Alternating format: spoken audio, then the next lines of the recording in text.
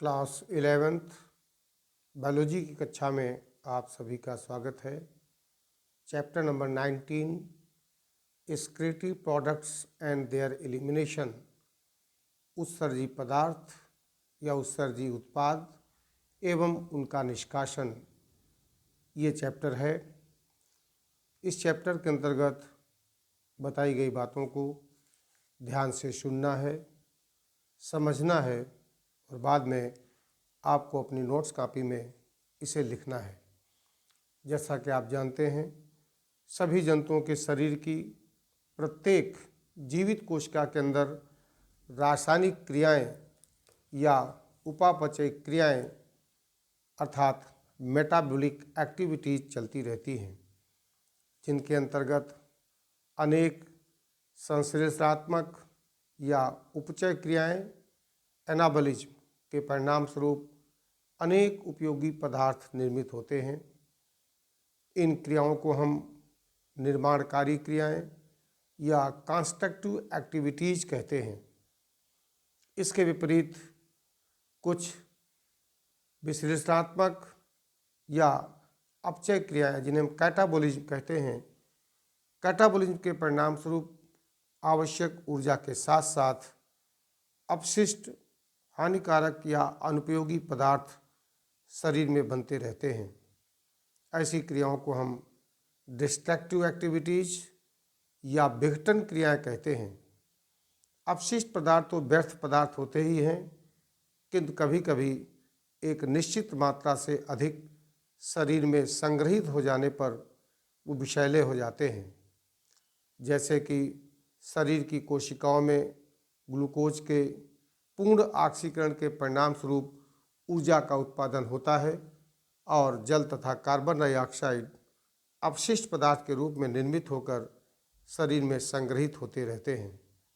Carbon dioxide की प्रकृति अम्लीय होने के कारण ये हमारे लिए घातक सिद्ध होती है। इसी प्रकार से प्रोटीन के अपचय के परिणाम स्वरूप अमोनिया, यूरिया तथा यूरिक एसिड जैसे हानिकारक नाइट्रोजनी अपशिष्ट पदार्थ निर्मित होते हैं।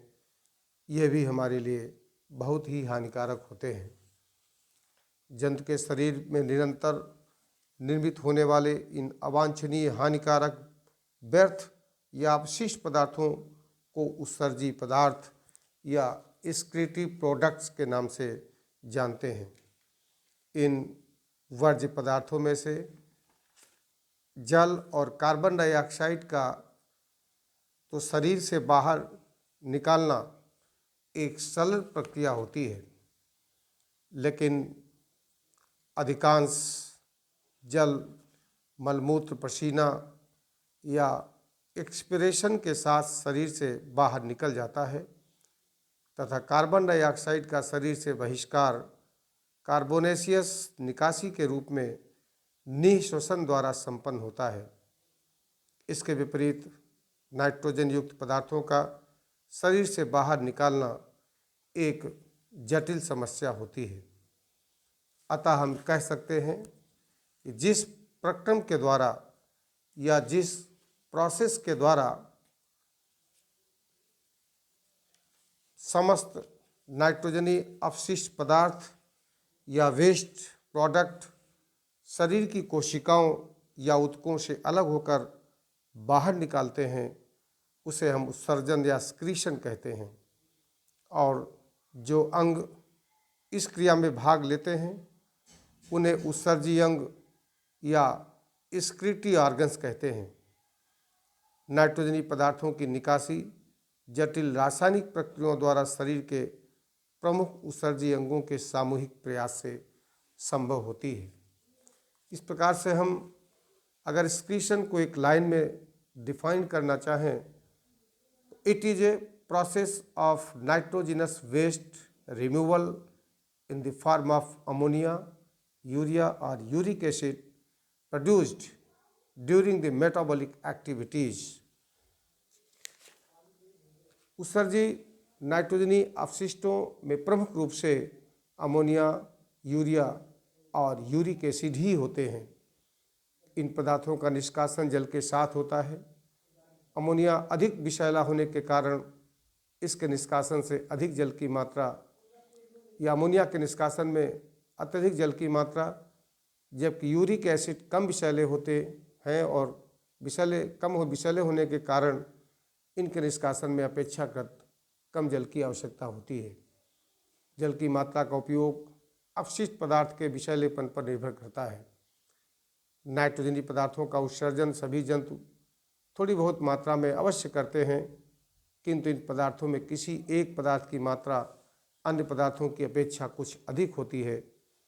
इस पदार्थ की मात्रा को जंतु का निवास स्थान, प्रकृति एवं संरचना भी प्रभावित करती है। अब हम बात करते हैं कि विभिन्न प्राणियों में कौन कौन से उत्सर्जी अंग होते हैं। उसके पहले हम जानते हैं कि मनुष्य के कौन कौन से उत्सर्जी अंग प्रमुख रूप से होते हैं। आप जानते हैं कि मनुष्य में वृक्क, जिसे हम किडनी कहते हैं, प्रमुख उत्सर्जी अंग के रूप में शरीर में उपस्थित होता है। अर्थात किडनी उत्सर्जन क्रिया में महत्वपूर्ण भूमिका निभाती हैं। लेकिन इसके अलावा त्वचा यानी स्किन भी उत्सर्जन में सहायता करती है। मानव की त्वचा में अनेक पसीने की ग्रंथियां, जिन्हें स्वेट ग्लैंड्स कहते हैं, जो अपने चारों ओर स्थित रुधिर कोशिकाओं के रुधिर से जल, कुछ कार्बन डाइऑक्साइड, यूरिया एवं घुले हुए लवण की मात्रा पसीने के रूप में शरीर से बाहर निकालती है। इस प्रकार से स्किन भी एक उत्सर्जी अंग है। नंबर 2 पे लीवर आता है। लीवर उत्सर्जन में महत्वपूर्ण योगदान देता है। लीवर कोशिकाओं द्वारा आवश्यकता से अधिक एमिनो एसिड के नाइट्रोजनी पार्ट तथा रुधिर अमोनिया का यूरिया में परिवर्तन कर उन्हें समय समय पर उत्सर्जित करता रहता है। अर्थात लीवर प्रमुख रूप से अमोनिया को यूरिया में परिवर्तित करता है। इसके अलावा स्प्लीन या प्लीहा भी एक प्रकार से हमारे शरीर में उत्सर्जी अंग के रूप में है। लीवर और प्लीहा अर्थात स्प्लीन की कोशिकाएं संयुक्त रूप से टूटे फूटे निरर्थक रुधिर कणिकाओं या रुधिराणुओं के हीमोग्लोबिन का विखंडन करती हैं, और लीवर कोशिकाएं इनसे पित्त रंगाएं जैसे बिलिरुबिन तथा बिलिवर्डिन निर्मित करती हैं, जो पित्त के साथ साथ आंत में पहुंचकर मल के साथ शरीर से बाहर निकल जाती हैं। इंटेस्टाइन यानी आंत भी एक प्रकार का उत्सर्जन अंग के रूप में भी कार्य करती हैं। आंत की स्वयं की कोई विशेष प्रक्रिया नहीं होती, लेकिन लीवर और स्प्लीन द्वारा निर्मित अपशिष्ट पदार्थ पित्त रस के साथ आंत में पहुंचते हैं और मल के साथ बाहर निकाल दिए जाते हैं। इसके अलावा लंग्स यानी फेफड़े जल की कुछ मात्रा तथा अनेक रासायनिक क्रियाओं के परिणाम स्वरूप निर्मित कार्बन डाइऑक्साइड वाष्प के रूप में फेफड़ों से निकलने वाली वायु के साथ बाहर निकलती है, अर्थात उत्सर्जित होती है। इस प्रकार से वैसे तो प्रमुख उत्सर्जी अंग हमारे शरीर में किडनी या वृक्क होती हैं, लेकिन इसके अलावा त्वचा यानी स्किन, लीवर, स्प्लीन, इंटेस्टाइन और लंग्स भी कहीं न कहीं से उत्सर्जन क्रिया में सहयोग करते हैं, अर्थात शरीर के वेस्ट पदार्थ को बाहर निकालने का कार्य करते हैं। तो इस प्रकार से आपने जाना कि other excretory organs of humans कौन कौन से हो सकते हैं। अब बात करते हैं उत्सर्जन की विधियों की। कौन कौन सी विधियां हैं जिनके द्वारा उत्सर्जन की क्रिया होती है। प्राणी विभिन्न उपापचयी क्रियाओं द्वारा ammonia, urea, uric acid, carbon dioxide, जल और अन्य आयन जैसे sodium, potassium, chlorine, phosphate, sulphate आदि का संचय करते हैं। प्राणियों द्वारा इन पदार्थों का पूर्णतया या आंशिक रूप से निष्कासन बहुत ही आवश्यक होता है। प्राणियों द्वारा उत्सर्जित होने वाले नाइट्रोजनी अपशिष्टों में मुख्य रूप से अमोनिया, यूरिया, यूरिक एसिड तथा अमीनो अम्ल होते हैं। सबसे पहले हम बात करते हैं अमोनिया की। अमोनिया सर्वाधिक विषैला होता है और इसके निष्कासन के लिए अत्यधिक जल की आवश्यकता होती है। लेकिन खास बात यह होती है कि अमोनिया जल में विलेय भी होती है। अमोनिया के उत्सर्जन की प्रक्रिया को हम अमोनिया उत्सर्ग या अमोनोटेलिज्म कहते हैं। अनेक अस्थिल मछलियाँ, उभयचर और जलीय कीट अमोनिया का उत्सर्जन करते हैं। अमोनिया सरलता से घुलनशील है, इसलिए आसानी से अमोनियम आयनों के रूप में शरीर की सतह या मछलियों के क्लोन की सतह से डिफ्यूजन द्वारा उत्सर्जित हो जाती है और इस उत्सर्जन में वृक्क की कोई अहम भूमिका नहीं होती। ऐसे प्राणियों को जो उत्सर्जी पदार्थ के रूप में अमोनिया का उत्सर्जन करते हैं अमोनोटेलिक कहलाते हैं, यानी अमोनिया उत्सर्जी कहलाते हैं। इस प्रकार से आपने देखा कि अमोनिया बहुत ही विषैली होती है, इसलिए इसका शरीर में रुकना बहुत ही हानिकारक होता है और ऐसे प्राणी जो अमोनिया उत्सर्जी पदार्थ के रूप में शरीर से बाहर निकालते हैं उन्हें अमोनोटेलिक, और ऐसे प्राणी ऐसी प्रक्रिया को अमीनोटेलिज्म के नाम से जाना जाता है। जैसा कि बताया गया, जल में रहने वाले प्रोटोजोअन्स जैसे अमीबा, पैरामीशियम, स्पंज, जेलीफिश, स्वच्छ जलीय मछलियाँ अमोनिया का उत्सर्जन करती हैं। पॉलीकीट, कृमि, सिफेलोपोड्स तथा अन्य मोलस्कन्स और क्रस्टेशियंस भी अमोनिया का ही उत्सर्जन करते हैं। दूसरा उत्सर्जी पदार्थ आता है यूरिया, जिसका रासायनिक सूत्र NH2CONH2 होता है। इस विधि में जंतु अपने शरीर से नाइट्रोजनीय अपशिष्ट पदार्थों को यूरिया के रूप में बाहर निकालते हैं। यूरिया उत्सर्जन करने वाले जंतुओं को हम यूरियोटेलिक जंतु के नाम से जानते हैं। मेढक और टोड, कार्टिलेजिनस फिशेज, जल और स्थल दोनों पर रहने वाले रेप्टाइल्स यूरिया का उत्सर्जन करते हैं। स्थलीय जंतुओं को सदैव जल की कमी रहती है, अतः ये अमोनिया का उत्सर्जन नहीं कर सकते। इन जंतुओं में लीवर में CO2 और अमोनिया से यूरिया का संश्लेषण होता है। यूरिया भी अधिक मात्रा में होने पर विषाक्त हो जाती है। रुधिर में से इसे अलग करने के लिए काफ़ी मात्रा में जल की आवश्यकता होती है। इसी कारण यूरिया के साथ काफ़ी मात्रा में पानी भी बाहर निकलता है। कुछ समुद्री मछलियाँ भी यूरियोटेलिक होती हैं, अर्थात उत्सर्जी पदार्थ के रूप में यूरिया का उत्सर्जन करती हैं। समुद्री कार्टिलेजिनस फिशेस दैहिक द्रव को समुद्री जल में हाइपोटोनिक रखने के लिए रुधिर में यूरिया को रोक कर रखती हैं।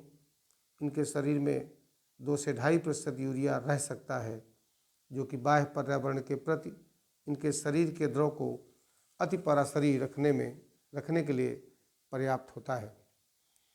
इस प्रकार से तीसरा आता है यूरिक एसिड। यूरिक एसिड, इस विधि में जंतु यूरिक एसिड का उत्सर्जन करते हैं, अतः यूरिक एसिड का उत्सर्जन करने वाले जंतुओं को हम यूरियोटेलिक जंतु के नाम से जानते हैं। यूरिकोटेलिक इसीलिए कहा गया कि ये जंतु उत्सर्जी पदार्थ के रूप में यूरिक एसिड का उत्सर्जन करते हैं। इस प्रकार का उत्सर्जन स्थलीय सरीसृपों, पक्षियों, कीटों तथा स्थलीय घोंघों में होता है। यह सभी नाइट्रोजनीय अपशिष्ट पदार्थों से कम विषैले हैं तथा पानी में अल्प रूप में विलेय होते हैं। यह क्रिस्टलित होकर ठोस या फिर अर्धठोस रूप में मरुस्थलीय जंतुओं द्वारा उत्सर्जित होते हैं। बिना किसी हानि के शरीर में अधिक समय तक यूरिक एसिड को रोका जा सकता है। गैस्ट्रोपॉड्स, रेप्टाइल्स और पक्षियों के भ्रूण भी यूरिक एसिड का ही उत्सर्जन करते हैं। इस प्रकार से उत्सर्जन के आधार पर आपने देखा कि जंतुओं को अम्योनोटेलिक, यूरियोटेलिक और यूरिकोटेलिक श्रेणियों में बांटा गया है। अब बात करते हैं कौन कौन से उत्सर्जी अंग होते हैं और वो उत्सर्जी अंग किन किन प्राणियों में पाए जाते हैं। उत्सर्जी अंगों में सबसे पहले आता है प्रोटोनेफ्रीडिया, या इन्हें हम फ्लेम सेल्स के नाम से जानते हैं। यहाँ पर भी क्वेश्चन एक इम्पॉर्टेंट बनता है कि इस प्राणी में कौन सा उत्सर्जी अंग पाया जाता है। तो फ्लेम सेल्स या प्रोटोनेफ्रीडिया प्लेटीहेल्मिन्थीज, रोटिफर्स, कुछ एनिलिड्स, सिफेलोकार्डेटा आदि में उत्सर्जी संरचना के रूप में पाया जाता है। दूसरा आता है नेफ्रीडिया, जिसे हम ब्रक्कक कहते हैं। केचुए और अन्य एनिलिड्स में नलिकाकार उत्सर्जी अंग ब्रक्कक पाए जाते हैं। ब्रक्कक नाइट्रोजनी अपशिष्टों को उत्सर्जित करने तथा द्रव्य और आयनों का संतुलन बनाए रखने में सहायता करते हैं। तीसरा आता है मैलपिघियन ट्यूब्यूल्स, जिन्हें हम मैलपिघी नलिकाओं के नाम से जानते हैं। मैलपिघियन ट्यूब्यूल्स तिलचट्टों सहित अधिकांश कीटों में अर्थात प्रमुख रूप से आर्थ्रोपोड्स में उत्सर्जी अंग के रूप में मैलपिघियन ट्यूब्यूल्स उपस्थित होती हैं। मैलपिघियन ट्यूब्यूल्स या मैलपिघी नलिकाएं नाइट्रोजनी अपशिष्टों के उत्सर्जन और पराशर नियमन में मदद करती हैं। उसके बाद फिर आता है श्रृंगिक ग्रंथियां, या जिन्हें हम ग्रीन ग्लैंड्स के नाम से जानते हैं। यह भी बहुत महत्वपूर्ण प्रश्न है, किन प्रकार के प्राणियों में उत्सर्जी अंग के रूप में ग्रीन ग्लैंड्स या एंटीनल ग्लैंड्स होती हैं। तो झींगा जैसे क्रस्टेशियंस प्राणियों में से ये उत्सर्जन का कार्य करती हैं। इस प्रकार से आपने देखा कि मनुष्य में प्रमुख उत्सर्जी अंग के रूप में वृक्क होते हैं, लेकिन इसके अलावा स्किन, लीवर, स्प्लीन, इंटेस्टाइन और लंग्स भी कहीं न कहीं उत्सर्जन में अपनी भूमिका निभाते हैं। और प्राणी जगत में पाए जाने वाले कई प्रकार के उत्सर्जी अंग, जिनमें प्रमुख रूप से प्रोटोनेफ्रीडिया, नेफ्रीडिया, मैलपिघियन ट्यूब्यूल्स और एंटीनल ग्लैंड या ग्रीन ग्लैंड्स के बारे में आपने जानकारी हासिल की। अगले वीडियो के माध्यम से हम आपको मानव उत्सर्जन तंत्र की संरचना और कार्य के बारे में बताएंगे, क्योंकि मानव में उत्सर्जी तंत्र एक जोड़ी किडनी यानी वृक्क, एक जोड़ी मूत्र नलिका अर्थात यूरेटर और एक यूरिनरी ब्लैडर तथा एक यूरेथ्रा आता है। इन सब से मिलकर मनुष्य में उत्सर्जन तंत्र का निर्माण होता है। इस तरह से आज इस चैप्टर के अंतर्गत आपने विभिन्न प्रकार के उत्सर्जी पदार्थों और विभिन्न प्रकार के उत्सर्जन करने वाले अंगों और मनुष्य के उत्सर्जी अंगों के बारे में जानकारी हासिल की। अगले वीडियो के माध्यम से हम मनुष्य के प्रमुख उत्सर्जी अंग वृक्क की संरचना और उत्सर्जन में इसकी भूमिका के बारे में चर्चा करेंगे। बहुत बहुत धन्यवाद।